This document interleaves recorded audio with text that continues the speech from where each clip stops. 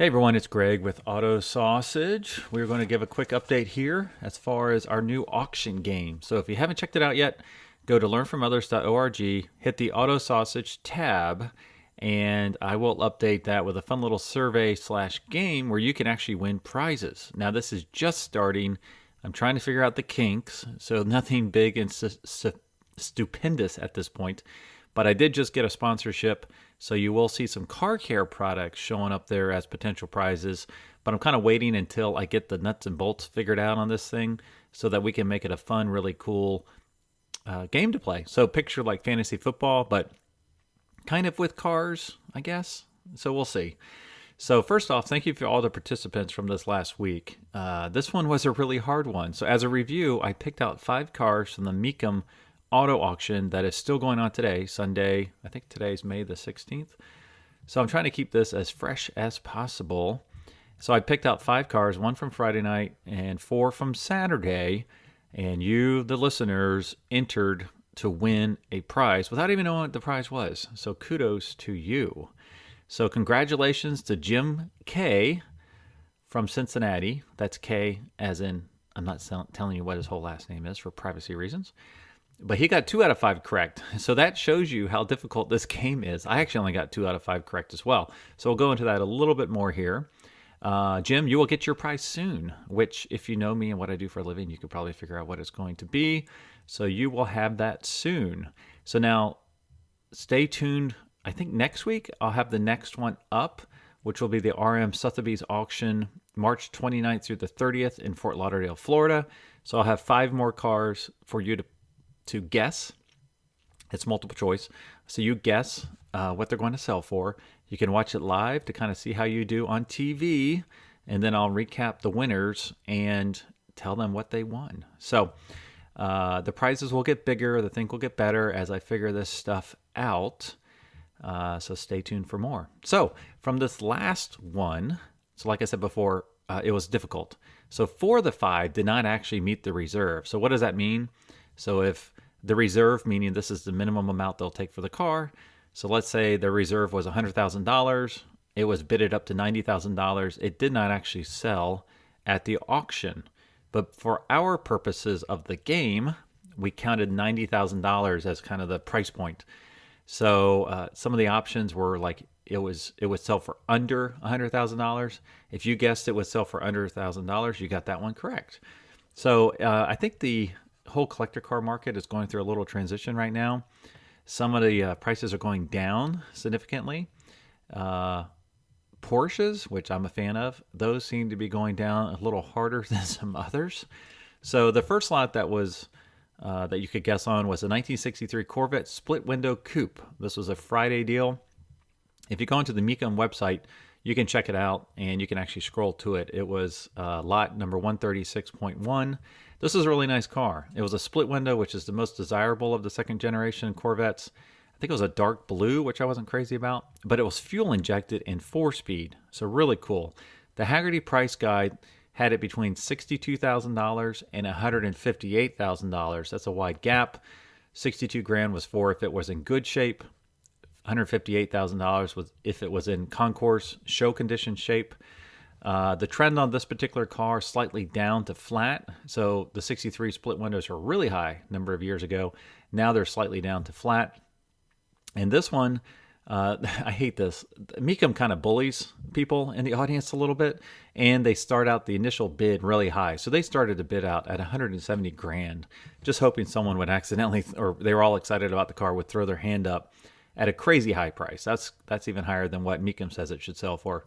So they kept on going down. The actual first bid was at $60,000, and they bidded it all the way up to $110,000. Like I said before, it did not meet the reserve, but for the purposes of our little contest, 110 grand was the price. So if you guessed somewhere around there, you got a point. The next car was on Saturday was a 1989 Ferrari Testarossa. This was very fascinating because I'm not a big fan of these cars. I think they're kind of going down in price a little bit.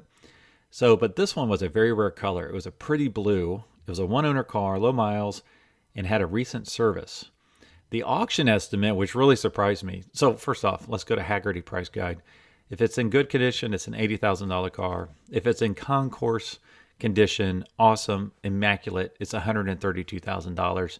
And the trend on this car is flat. It's not actually down, but it's flat. So hasn't done much in the last 2 or 3 years.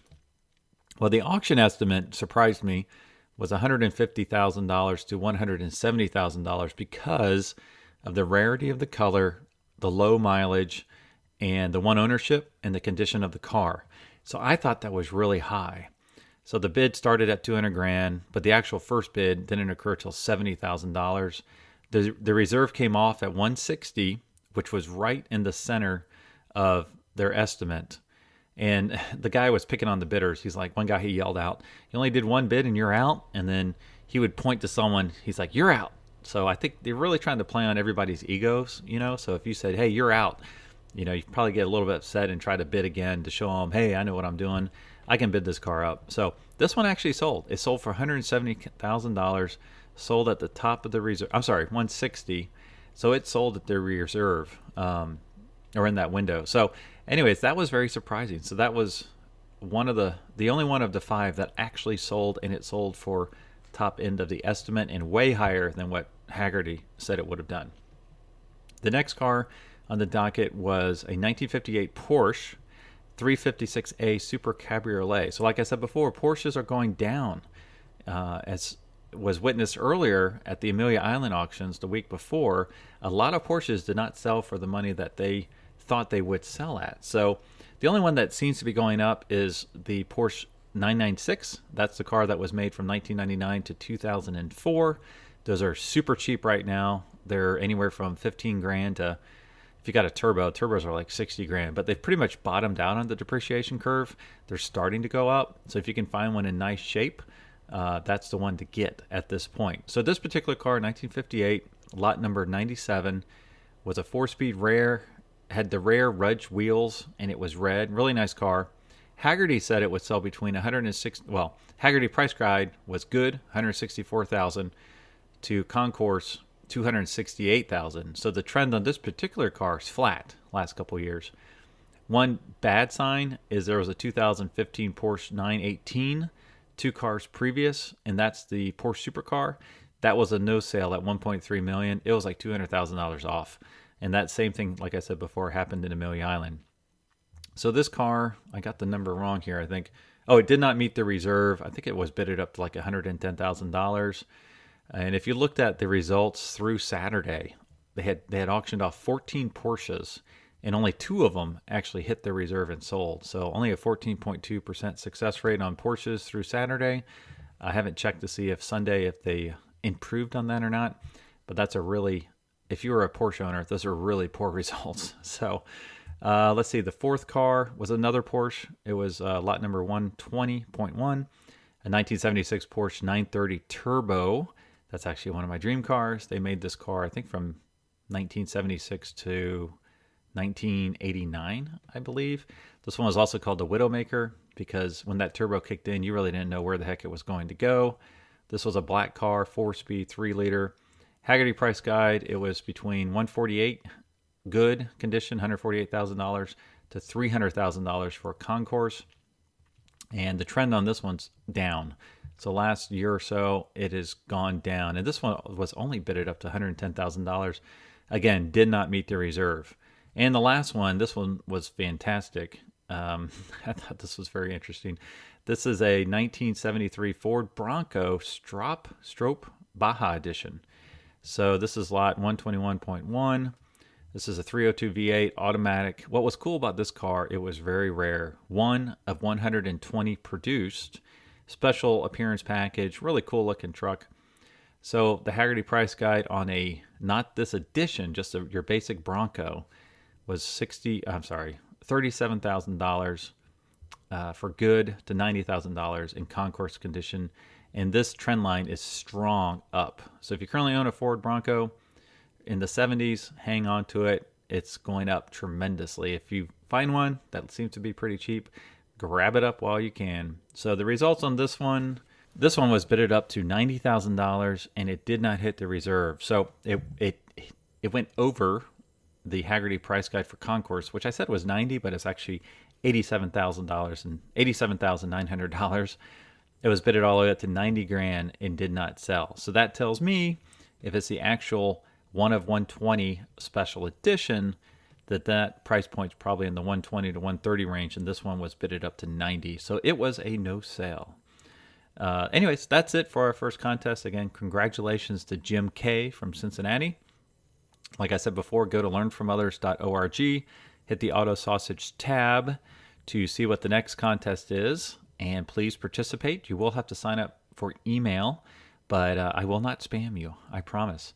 And it's a fun way to win some prizes, and you can see your results live while you're watching these on TV. So listen up next week. I will have the next one out with kind of my thoughts on what will sell where, but you don't really have to listen to me because I just got 2 out of 5.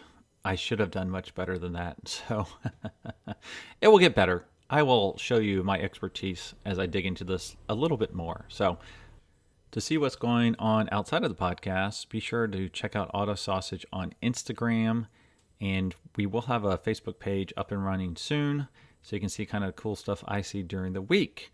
And in the future, we will have some time-elapse video of some cool stuff happening. So we will catch you all next week, and you can always reach out to me either at learnfromothers.org or via the DM function on Instagram. Bye.